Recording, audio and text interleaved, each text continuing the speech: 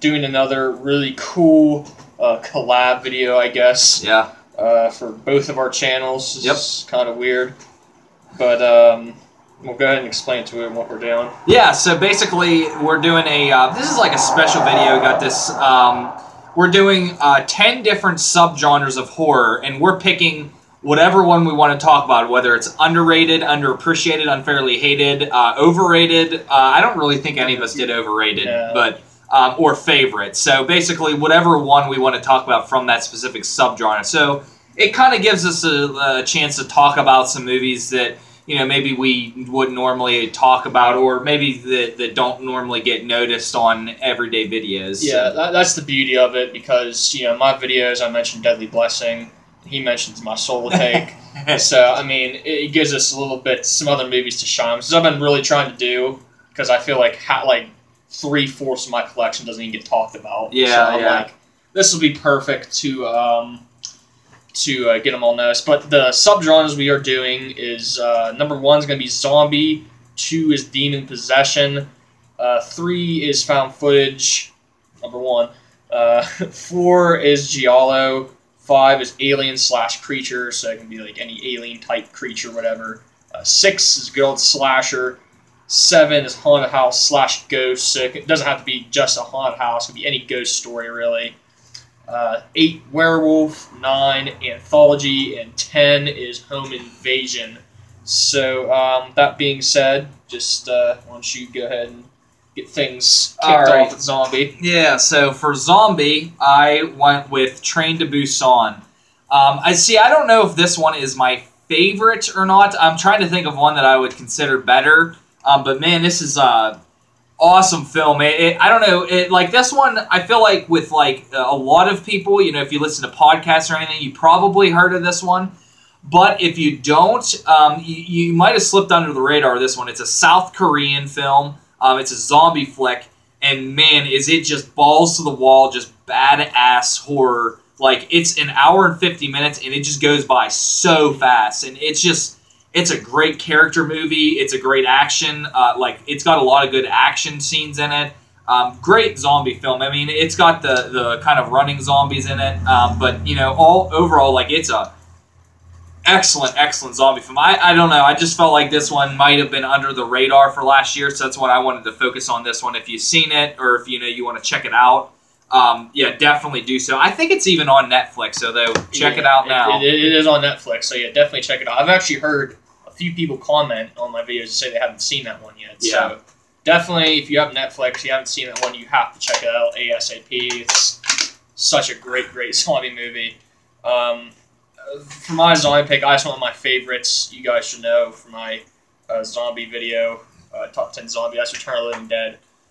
This is in my top 10 favorite horror films of all time. I mean, it's just such a blast, man. It's a fun popcorn movie. Shout out to Culture Freak. But yeah, man, this movie is entertaining as hell. Yeah, man, this is on top of pretty much everybody's list, man. Linnea Quigley, awesome stuff. Yeah. So for the second one is Demon Possession. I went with one that's very underappreciated. I've talked about this one multiple times on my channel, but couldn't stress it enough. It's The Right, man, from 2010. Anthony Hopkins, Colin O'Donoghue, and I can't remember the woman's name on this one. Alice Braga. They're all really good. It's a really underrated possession film. Just really good story. Yeah, I mean, it's if you haven't checked it out, I recommend highly doing so. Yeah, that's definitely a super underrated movie. It's really good. One of my favorite Anthony Hopkins movies, honestly. For my Demon Possession, I think a lot of people do like this movie, but like the original one being what it is, I think this one just flies so under the radar, and so glad Scream Factory did this movie. It's Exorcist 3. This is probably my second favorite horror sequel ever. I actually have not talked about this one a lot on my channel at all. I think in my update video I might have mentioned this, but I mean, with the first one being one of the best horror films ever made. Obviously, any of the sequels to it are going to be so overshadowed. But I mean, this one really holds its own, man. It is a fantastic movie. It's actually my personal favorite. Well, obviously, it's my personal favorite in the whole franchise, I guess. I actually like all the films, the first three. Yeah, man, this movie, definitely pick this up, The Scream Factory. It does have the director's cut on it, and that's the cut to watch. So, I mean, it's such a great movie. Yeah, I couldn't recommend watching the theatrical. It's pretty mediocre, I would say. All right, so for 3, I went is found footage. I went with Devil's Due. Now, I think this one here, man, when it came out, it was universally panned by both critics and with fans. And this one, I can understand the hate of it. Like, it's not the scariest film ever. Like, it's got some scenes where, like, it's kind of creepy and stuff, but, it's not the scariest film ever.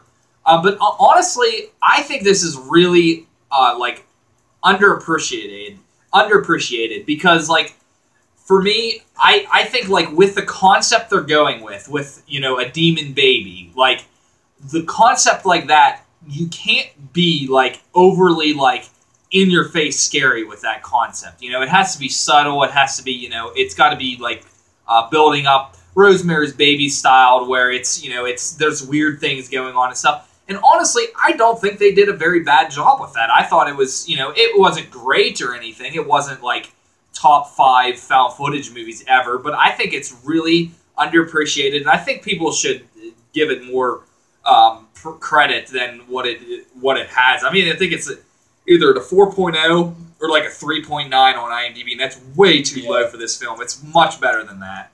Yeah, I actually want to see it in theaters. It is fairly underwhelming, but it's definitely one you can just throw in anytime and just enjoy. And it's an enjoyable movie. Yeah, it's definitely not a 4.0. It's definitely a lot higher than that. My pick for found footage one is one that kind of had a little bit of talk when it first came out, and I have heard nobody talk about this movie since. No. And that is The Possession of Michael King. Now, this film, I haven't watched it in a while, but I mean, it's one of those films where, like, I was just so blown away by how damn creepy and just terrifying this movie is, man. It has some of the scariest visuals, I think, from any found footage film. I mean, it is so damn creepy. Really cool story. It's about kind of like this skeptic kind of guy who's basically trying to prove that, demons and spirits don't exist. Really cool. Yeah, this movie has, like, these type of jump scares where it just comes out of absolutely nowhere. Yeah. And it's kind of, those are what they are. They're kind of cheap, but I mean, it gets you definitely. Yeah. But yeah. I mean, it's just the visuals in this movie I think are really good, and I really think it's a really underrated found footage movie. Yeah. So number 4 is Giallo. I don't know, like, some people wouldn't be completely familiar with that. Giallos are I'll explain it as simple as possible. They're basically slashers from the Italians, because I mean it's basically prelude slasher films. Basically, they were popular in the 60s and 70s, and this one's actually from the 80s. And this is my personal favorite, Giallo, one of my probably top 20 horror films of all time. And that is Phenomena. This is Dario Argento, my personal favorite Argento film. Man, this is like, the score of this film is just one of my favorite scores ever. It's just amazing. Donald Pleasence is in this movie. This is one of the debut films of Jennifer Connelly, who's also in Requiem for a Dream, the Noah film from Aronofsky also. Both are Aronofsky films, Requiem for a Dream. But yeah, so it's just absolutely an incredible film. It's one of those films where you have to be in the mood to watch it, and you have to just turn off your head, turn off your brain, and just experience the film. And it's just an incredible film. It's got really good gore. You have to watch the Phenomena cut. You cannot watch Creepers. It is not very good. But yeah, so I highly recommend picking this one up or watching this in any way you can. I think it's on YouTube. Yeah, it is. You know, like, you wouldn't think that is definitely a really underrated Argento film too, because you know, when you think of Argento, you think of, you know, obviously Suspiria, Deep Red. Yeah. But I mean, that phenomena, I think, definitely rivals those two movies. I mean, it's phenomenal. Yeah, ha ha ha. For my Giallo action with an underrated one, it's not like this is a pretty well liked one. I think this is from the late '80s. Yeah, this is from '87. It's an Argento film too, but I just think this movie gets so lost in the shuffle when you talk about, you know, Argento's best, you know, films, and that is opera. When you think of obviously his Giallos, you think of just that Deep Red, Tenebrae, Birth of Crystal Plumage, those types of films. This one does not get brought up at all, hardly. When you think of his best Giallos, man, this movie really kicks ass. It's really, really brutal. It's one of my personal favorites, probably top 3, 4, somewhere around there. It's hard to rank Argento's for me behind Suspiria, but I mean, this film's absolutely incredible. It's a really, really awesome Giallo. One of, from what I understand, one of his last like really, really great films. So yeah, definitely check this one out. Yeah. All right. I haven't seen that one yet, but yeah. So up next is the Alien or Creature one. We both picked like Alien films. I went with one that's really underappreciated. I put Dark Skies. Now, to be honest, when he introduced me to this film, and I was blown away by it, and I was blown away the fact that I heard nothing of this film at all. Like, I didn't hear about it. I didn't see a trailer. I didn't hear any buzz about it. I didn't hear nobody talk about this film at all. And so I'm like, man, this is just, I was like, I don't know how this is like a thing, because it's just, I don't know. It's really subtle. It's really creepy. Like, this film legitimately gets under my skin every time I watch it. It's really, really, it's very scary for me. J.K. Simmons plays a glorified cameo in this film. A very entertaining scene, but yeah, this is a really, really good film. I recommend checking this out. It's like PG-13 at its very, very best. Yes, definitely. I've talked about that one. That's on my top 10 most underrated horror films of all time. That is absolutely incredible.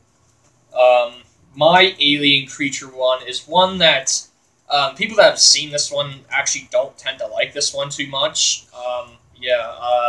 People say it's like too slow for them, whatever. I think this movie is like super, super enjoyable, honestly. And that is Without Warning.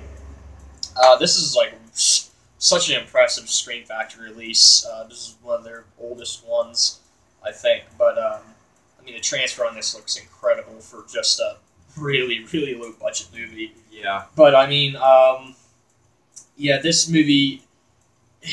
If you do go in expecting like a true alien movie, like the cover of this like makes you think it's like real like actual like alien action like on the back there. It's really like these little like creature type things that attach to your face and stuff like that. It's just a super enjoyable movie, man. Like, I didn't think it was that slow. I thought that it was just a really, really entertaining movie, and it's not one you hear talked about at all. And if you do, it's mostly, I don't want to say like negative, but I mean, it's mostly considered like an average, below average film. All right, sorry about that, guys. The camera died. Well, my phone died. So, yeah. So he finished with Alien. So we're on to slashers now. So for me, I picked an underappreciated one, and if you know me, this is my second favorite remake ever. One that I consider actual remake. You know, my two favorite remakes. Please, let's not talk about this. Talk about slasher. All right. Well, my favorite remake is... No. This one is Sorority Row. I absolutely just love this movie. It is such a fun time. All of the characters have these great lines throughout the movie that are just hilarious. Like, they find a dead body and they're like, "Oh, she looks terrible," and I'm just like, just dying of laughter. It's like unexpected times, but it hits all the right notes for me, and it's very, it's got a lot of energy. It's really cool. It's got that feel of to me like those, you know, Scream and post-Scream movies of like a lot of energy to it. But then it's also got the love and feel of like an 80s slasher too. So it's kind of like Shredder in that way. So this is why we need to talk about other films. We talk about the same ones. Shredder, Soul of Tape. Carrie. Yeah. But yeah, this is one of my... Actually, this one is also in my top 20 of all time as well. I absolutely love this film. But yeah, Sorority Row. Definitely one if you haven't checked it out. I know it's a remake that goes under the radar. Again, I had never heard about that unless I stumbled upon it by accident. But yeah, check that one out. Yeah, it's in my top 10 favorite remakes of all time. Carrie isn't. So, but that's because you don't know what's good. Yeah, me or some other people, I guess. Yeah, my slasher, I think this is probably my first ever video on, well, not first ever video, probably my first ever review on the channel.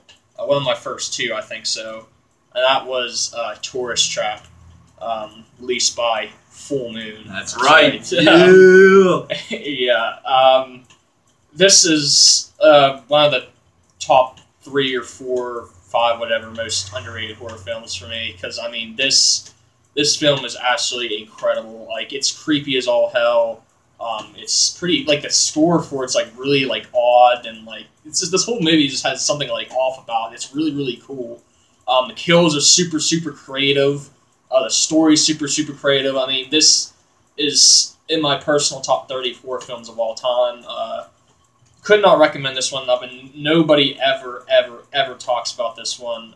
Just an unbelievable slasher, man. If you like, it's not, if you're, you know, don't go into this one thing like it's straightforward slasher, man. It's so different, man. I love that about it. Yeah. All right, so up next is A Haunted House Ghost. This is one that I feel like I've talked about a couple times. I've probably mentioned this a good bit, but it's one that I feel like is, I don't know, underappreciated. I guess it's not a great film or anything. I can't defend it on its merits of being a good film or anything, but it's The Messengers. We both talked about this on our channel. We've watched this movie to death when we were growing up. This is an 07, I think. Yeah, an 07 film. And this is like 08 or 09. It was just on HBO like every day over the summertime. And we just watched this movie over and over again. And honestly, I have a lot of nostalgia because of that. And honestly, when I watch it, it's like, it's a solid watch. It's not great. It's a good, fun popcorn film. You're welcome, Culture Freak. But yeah, honestly, it's not one. It's one of those ones that I call cozy film. Is like, you can sit back on like a Saturday night and pop this in and just kind of enjoy it and just kind of sit back and like, you're not going to be too scared because it's got pretty generic jump scares in it. You can probably see most of them coming, but it's, you know, it's pretty tense sometimes. And yeah, I think it's really underappreciated because no one ever talks about this film ever at all now. So I would have to say that one. It has a great setting too, I think so. Yeah. Really, that's probably the best part about the movie, honestly, is the setting. My ghost film I talk about is my personal favorites, and I would even, again, say, like, because of who the director is, it is a quite underrated film, because, again, this one doesn't get put up with his other classics, really, and that is The Fog. Now, of course, like, you think John Carpenter's 2 best films, obviously, are Halloween, The Thing. But, you know, I wouldn't say this movie's, like on, like, par with them, really, but I would say this is, like, just a notch below, honestly, man. I think this movie is absolutely incredible. Just this is my favorite setting from any horror film, man. Antonio Bay is just, I would just love to live there, even with the fog and shit rolling in. It just sounds like fun. But man, this movie is just absolutely incredible. There aren't, like, you think about it, there's not like any glaring negatives you can say about this movie at all, man. This is a near perfect horror film, I think so. Like I say, it's not as perfect as, you know, Halloween The Thing, but, I mean, I would say this movie's definitely an underrated film, as, you know, saying, like, I think it is one of the top, you know, 100 horror films of all time, honestly. So yeah. Another film that I'd put on a top 100 is the one I'm talking about for the werewolf film. And that would be my personal favorite werewolf film, and that is Gingersnaps. Definitely a 10 out of 10 film for me. Man, it's such a great, like, it's just basically about these two sisters. If you haven't seen it, I mean, it's a must-watch. It's one of the best films Canada's ever produced, like, ever. It's, you know, it's really well acted, really well directed. It's got, they have really great chemistry, Emily Perkins and Catherine Isabel. And then it's got a great ending. I'm not going to spoil anything, but, you know, it's a great ending for all of its, you know, definitely an emotional ending. But, yeah, it's a really, really good movie. I'd have to say, yeah, it's my favorite. I go back and forth between this and Silver Bullet, but I'd have to say, if I'm going to say a movie that actually impacts me more, it's definitely this one. Yeah, I go for my favorite werewolf film. I go back between that, Silver Bullet, and this film. For my werewolf pick, I went with Dog Soldiers. This is one that definitely doesn't get talked about a lot either. Yeah. I mean, it's one that people that have seen are like, yeah, it's a solid werewolf film. It's good and everything. This is one of my favorite action horror films. I mean, this movie kicks ass from start to finish, man. It is awesome. The characters are all just really, really cool. I mean, there's, like, the werewolves in it. I mean, they are what they are. But, yeah, man, the action in this film is great, and it really mixes with horror really well. Yeah, the screen factor for this one is definitely, you know, not the greatest. The Blu-ray doesn't look that great. It's from the early 2000s, I think so. Yeah, 2002, I think. 2 or something like that. But, man, when it comes to action horror films, and especially like werewolf films, man, I think this is, you know, one of the best, honestly, and one of my personal favorites. Yeah. I put that in the same boat as I put, like, Aliens, of, like, action, like a horror movie with a lot of action in it. Like, but yeah, it's a really good one. That's like third on my list of werewolf films. I love that one. Let's see. Up next is Anthology. I'm going with this, like, comes the first of my mind of it definitely fits on the underappreciated list. And then it also fits in probably my favorite anthology, and that is Tales from the Hood. Now, I would go back and forth between this and Trick or Treat as my favorite, but honestly, I would give the last time I watched this movie, I was just, like, floored by it. I loved the film. Like it's got this really cool atmosphere to it that just very few horror films do have to it. And I don't know, it just really worked for me. The setting, all 4 stories are excellent. Man, there's a couple times where I'm, like, a little bit bored by the final story, and then, like, the special effects are a little bit at times, but then other than that, like, my enjoyment of this film is just all the way there. I love this film. I feel this is a 1995 film, and I'm glad Stream Factory released this. And it just, if you haven't checked this out, and I know you might think, like, oh, Tales from the Hood sounds kind of cheesy and stuff like that.